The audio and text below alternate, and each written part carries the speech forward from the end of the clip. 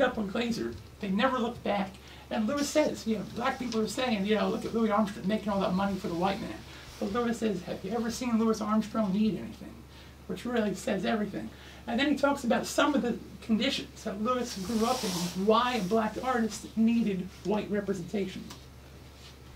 For them friends, Mr. Glazer's friends. They're your that funny one. I said, we ain't looked back since we signed with Jeff. Wasn't working right. Damn right. There you go. And then you say, oh, that nigga make all the money for the white man. So Alice Keys said, you ever see Louis Armstrong like anybody need something? I said, no. I said, what the hell? Figure that out. You know? Always those fans gonna say some shit. I always remember Bill Hustler.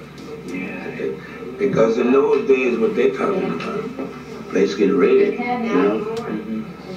All, Mr. Charlie got to say, you got my nigga down there? Yes, Louis. If you don't turn my nigga loose out, come down and raise him. And you out there, got the $1,000 in your pocket, you can't get out. They wouldn't let you use the phone. You understand? So now come up that way. Yeah. So that's how, yeah, that's how Lewis came up. You know, you could be a black entertainer, get thrown in jail, like you, which actually happened to him a few years earlier when he was under Johnny Collins as a manager. Lewis and his orchestra were arrested in Memphis just because they were riding with Johnny Collins' white wife. They all got thrown in jail, and Collins had to call him out and bail them all out. So Lewis knew how important it was in this period. Yeah, he needed that kind of white owner.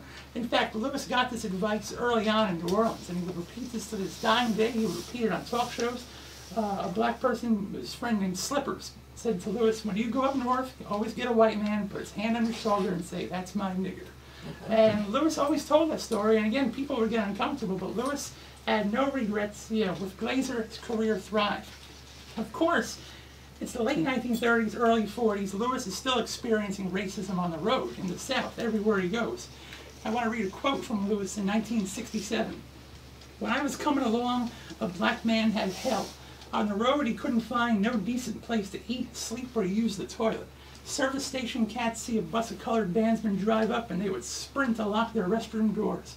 White places wouldn't let you in, and the black places all run down and funky because there wasn't any money behind them. We Negro entertainers back then tried to stay in private homes, where at least we wouldn't have to fight bed bugs for sleep and cockroaches for breakfast. Why, do you know, I played 99 million hotels I couldn't stay at. And if I had friends blowing at some old white nightclub or hotel, I couldn't get in to see them, or them to see me. One time in Dallas, Texas, some old face stops me as I enter this hotel where I'm blowing the show, me in a goddamn tuxedo now, and tells me I gotta come around to the back door. Well, as time went on, I made a reputation. I had it put in my contracts that I wouldn't play no place I couldn't stay. I was the first Negro in the business to crack them big white hotels. Oh yeah, I pioneered Pops. At this point, Lewis said, nobody much remembers that these days. That quote's from 1967. How does that happen? How is Louis Armstrong on top of the world, breaking these barriers, first black guy to host a radio show and in the movies and one thing after another, in his contract, playing the white hotels. But in 1967, he knew that nobody much remembered this. Well, as I'm going to demonstrate, it was a slow, pretty painful process. But the first thing that happened was in the 1940s. There were younger modern jazz musicians, the beboppers. They were very, very serious about their music. And they took one look at Lewis up on stage, smiling and grinning, and they said, you know, why is he doing this? You don't have to do this. You know, we're serious about our music. Izzy Gillespie called Lewis a plantation character and downbeat, and you know, the war was on. And then 1951, Lewis records his theme song, When It's Sleepy Time Down South, a song he loved more than anything else in the world. The song that was written by 3 black songwriters, but included the word darkies in it twice. Well, when Lewis recorded it in 51, he only sang, the first time darkies appeared in the lyric, he sang people. But the second time, I don't know if it was a mental slip or whatever, but he sang darkies, and again, the black press went crazy. They said, Louis Armstrong isn't ready to join the race yet, and you know, how can he sing such a word? The record was banned all over all the radio stations, and Lewis was upset. You know, whatever. The song was written by black songwriters. Yeah, he loved it. Yeah, he made a mistake in singing it. Why do you have to make such a fuss? Why try to crucify him? And when Lewis actually went back into the studio to re-record Sleepy Time and change the word darkies to people, the first words out of his mouth in the studio were, "What do you want me to call these black sons of bitches this morning?" So he was already hurt. He was already feeling it. And actually, I should have mentioned, 2 years before that, Lewis served as King of the Zulus in the Mardi Gras, which to him, if Selma was there, but to him, this was a great honor. It was a tradition that went back to the time he was a kid. He would lead the Mardi Gras parade in the black section, and the black people knew what it was. It was a real black community event. But the thing is that the Zulu king would wear this ridiculous costume that was signifying on the white king Rex, but part of the costume was blackface. Well, Lewis wore the costume, wore the blackface, had a ball, and New Orleans loved it.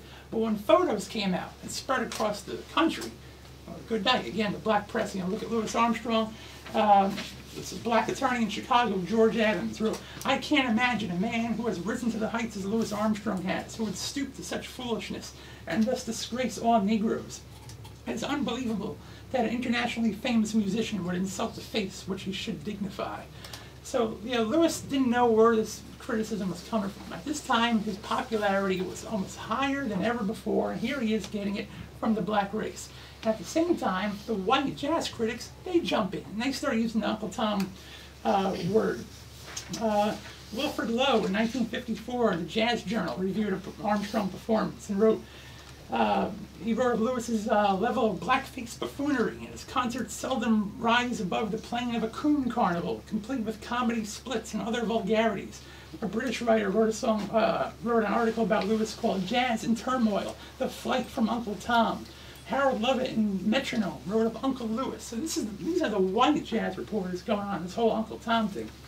Well, Lewis couldn't have been any more upset, but occasionally his own press got him into trouble. In July 1956, he was supposed to play for a mixed audience in Indiana, but black people were turned away at the door. Lewis didn't know this. He goes up on stage, sees a white audience, which by this point he was getting used to, plays his show.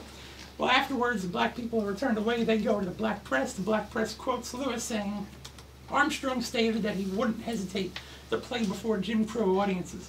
Asked if he had been informed in advance that the ballroom operated on a segregated basis, would he still have appeared? Armstrong answered, 'Yes, I would have played. I play any place my manager books me.'" That kind of sounds like Uncle Tom. But Louis Armstrong never said those words. He read it and said, "What is happening here?"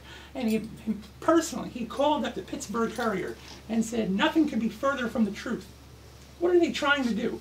I don't expect these things, so I never question owners of dance halls or my manager about the racial pattern of places I am contracted to play.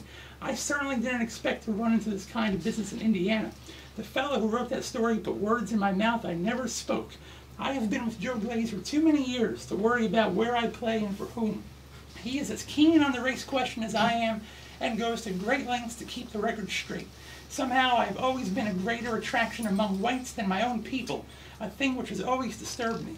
I have to love them and what they stand for to love myself. After all, it's no secret what I am. I have my own ideas about racial segregation and have spent half my life breaking down barriers through positive action and not a lot of words. It's high time that as a race, we become more concerned with what a man does instead of misquotes to make headlines out of what one is supposed to have said." And then he kind of echoes the Josephine Baker tape I played earlier. "Certainly I am concerned about what happens to my people, but I am trying to do something about it and not talk for headlines." Now that same month, June 1956, Nat King Cole was playing in Birmingham,